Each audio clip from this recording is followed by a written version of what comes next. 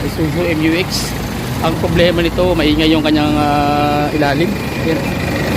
Maingay yung kanyang engine. Hindi niya mabuti guys. Apakan ko yung clutch. Oh. Nawawala yung tunog. Apak. Matahimik. So yan ang problema. So ayan na guys. Pinaba na natin yung transmission. So pwede pa naman yan. Liliyaan na lang yan guys.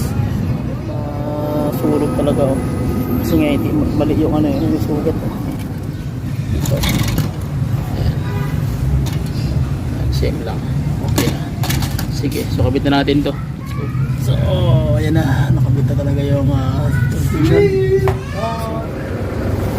So wala kang marinig na ingay.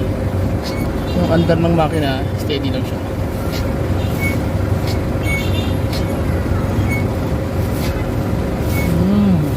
Okay, so engage natin.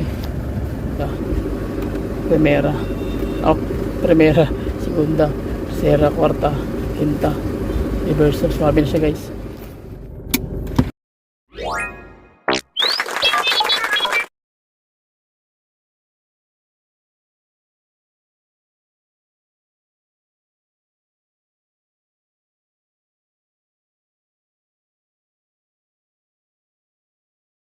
What?